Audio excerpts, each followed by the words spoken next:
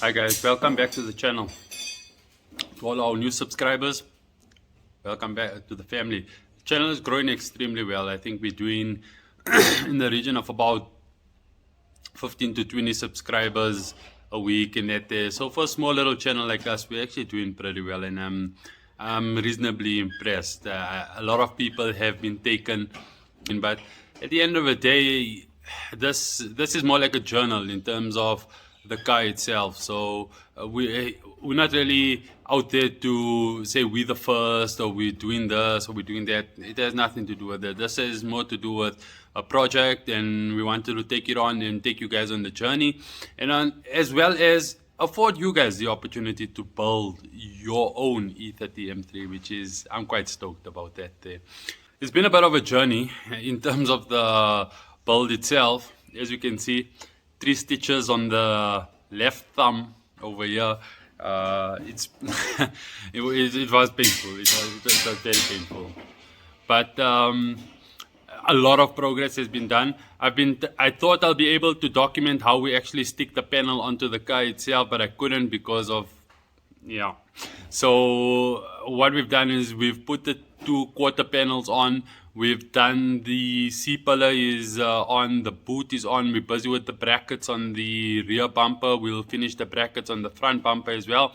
So we have a lot of stuff that has been done to the car, and from a body perspective, we are about, I would say, 80% there in terms of completion. Obviously, this is the first time we're building brackets on the car itself, and we're trying to see what's the best way to line things up and how is it going to be done. So it's taking a bit of time, but obviously on car number 2 it will be much faster. Car number 3 it will be even much more faster. So what I'm going to take you through now is actually what we've done, how we've done it, and give you guys a sneak peek as to how the car is looking. Hope you guys enjoy. Please consider subscribing to the channel as well as our Instagram account. And yeah, it's only with your guys' subscriptions that these builds are actually possible. We're trying to reach 1,000 subscribers. Let's try and reach 1,000 subscribers before July. And yeah, maybe we can do another competition if we get there.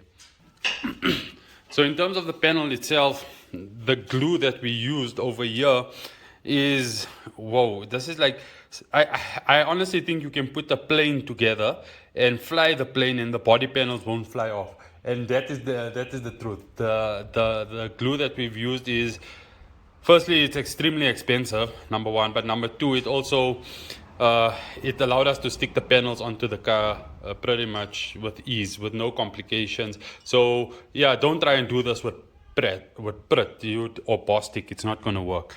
So we use these 4mm nuts and bolts over here, and these holes were obviously made deliberate in that once the panel was on, it gave us, number one, the opportunity to line the panels because we pre-drilled these holes.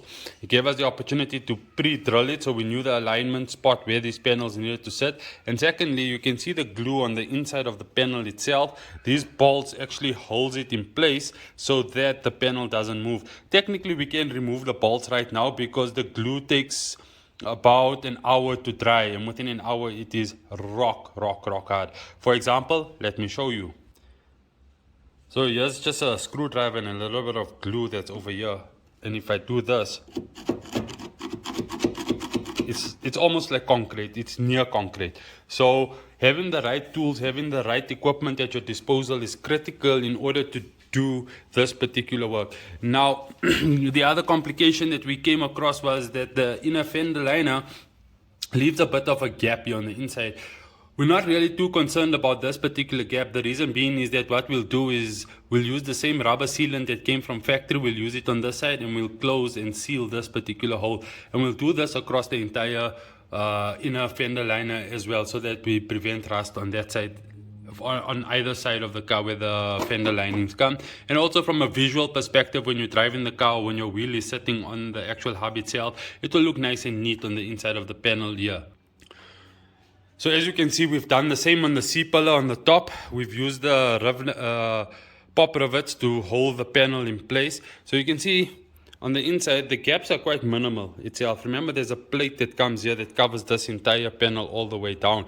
But what this allows us to do, same as the other panel, it gives you one been the alignment position of where it needs to sit. So when you take the thing off, apply your glue on the surface and put it back on, you align the hole where it needs to be, then you know your alignment is spot on, and then you put it on. So that's so that's been the challenge of this particular build. And a couple of guys, firstly, thank you for the overwhelming response in terms of the body panels itself. But that has been one of the issues that we've been facing, is that each panel had to most probably go onto the car, come off, go on, come off, go on for, I would say more than 10 times. The first thing, you're getting your alignment, seeing where you need to cut, taking it off, putting it back on. And that's been that's been taking up a lot of time.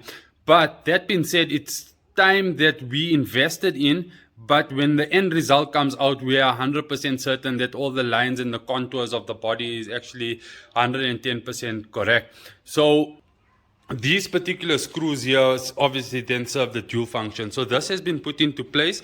We've also done the inner structure on the inside as well. So the inner structure, so there's 3 pieces to it. There's that piece, there's the top piece here, which you can see here, which we'll glue later on, and this piece on the side. So this piece and that piece is exactly the same. They mirror images of itself. And then you have this piece on the top. This will obviously need to be spray painted, and once it's spray painted, we will then extend the fabric from that end to that end there. So there's a bit of interior work that needs to be done as well. Another thing that you need to consider when doing this kit, you're going to have to take out the roof lining. Fortunately enough for us, we are going to be doing a complete interior restoration on the car itself, even though the interior wasn't that bad. But with the color scheme, which will be revealed soon, then those particular items would be changed. So why you were going to have to redo it on the top, you can see the drill marks. You can see there, those are the drill marks. But ultimately, that's not so much of a concern in terms of what we're trying to achieve. I would rather redo that on the top than have this panel flopping up and down with the wind. Because remember, as aerodynamics come, the wind will come like this here, and you can actually push up the C-pillar all the way back up like that there. And Peter is now busy with the bracketry for the bumper itself. So remember, on your fiberglass panel, if you have a look at your fiberglass panel, there's no real support structure on the inside. And obviously you cannot make these out of the mold, in the mold, out of the mold. So it's you're going to have to make brackets for yourself. It's one of the things that needs to be done. Normally on a car, you would have some sort of sliding rail here, and that rail would be mounted on the actual car itself, and there'll be one on the bumper, and when you come, you just slide it along and the bumper sits in place. Unfortunately, in this particular instance, you're not going to have that particular luxury. So what would happen is you would need to create some sort of bracket at the back, but the bracket will obviously serve 2 functions. One is it serves 2 functions. Sorry, I was interrupted by my son there. It serves 2 functions. One, it will serve as a crash bar at the back as well. And the second function, it will sit to align the bumper align the bumper. Now, the line here that's running across here is deliberate in this particular manner, because this allows the proper gap between that panel and the actual bumper itself. Then on the inside of the car itself, we needed to create our own e30 M3 hinges. But what we've done is we actually sourced original e30 M3 hinges from the UK, and to save us a lot of time, even though it was costly, but it saved a lot of time in terms of fabrication work. So this is how the old or the existing bracket looks, and you can see the new bracket is totally different. The mounting locations are exactly the same, so you can see the mounting locations over there. The mounting locations are exactly the same, but the shape of the actual hinge itself is totally different. And the reason for that being is that you can see where the C-pillar ends. So this is where the existing or the OEM boot lid stopped, and your boot would have come till that part. So this whole part is an additional, I would say about 10 centimeters heading outwards towards the car. So in order to cater for that, you need the longer hinge for the smaller boot on the side. Then our lines on the side are obviously all perfect. There's a couple of adjustments that need to be done, but that's pretty much straightforward stuff. The main aspects is that this is on the car itself, and we have the alignment of the side panels as well as the boot. So the hinges form the critical component of the actual build itself, because the hinges allowed us to see how the boot is going to reside down. As soon as the boot resides down, it then gives us the line that needs to go here, and then your C-pillar will follow suit. So without the hinges itself, we could not install the boot and we could not install the C-pillar. So that's one of the aspects you need to take into consideration as well. So the goal for today is that we might remove the screws on the actual panel that's holding it down. We'll glue the upper strip for the C panel on. We'll see if we can get through to the bumper and well as the front bumper. So the rear bumper, the front bumper, side skirts, and maybe the boot spoiler as well. Monday come, we're busy for body preparation. So we've just done the bracketry on the rear bumper. What we've done is we've used pop rivets to hold the bracket in place, both on the side and the top, but obviously not a side and the bottom, but not on the top, because this would need to align with the upper rear quarter panel. So these are the brackets. They have these sliding rails on the inside, and this will allow us to adjust up and down and back and forward, because on the inside of the other panel itself there's another bracket on the inside that allows us to shift as well. Now what that allows us to do is to actually manipulate the bumper so that we get perfect alignment on the top as well as on the side of the bumper itself. So 48 hours later, we're back at it again. Still got the throbbing thumb. I think this thumb throbs like a bloody strobe light on New Year's Eve in most probably some freaking Rascals club. I don't know what that is. You guys can figure it out. But nonetheless, we have made some good progress on the car itself. And we pretty much got now, I would say we're about 70%, 80% there in terms of fitting the kit. But it's been a while. It's been a while. So from yesterday, let's catch up. So we fitted the boot spoiler on with the adjustable gurney flap at the back. So this is most probably, I would say, so I think it has, how many? It has 1, 2, but on the inside you can see there's mounting locations. And even on the spoiler itself, there's a couple, I think there's 5 of them. There's 1, 2, 3, 4, 5 on the inside where you can adjust it. So this is, I would say, M1 North Johannesburg. Mild amount of downforce, not something drastic that's going to kill you.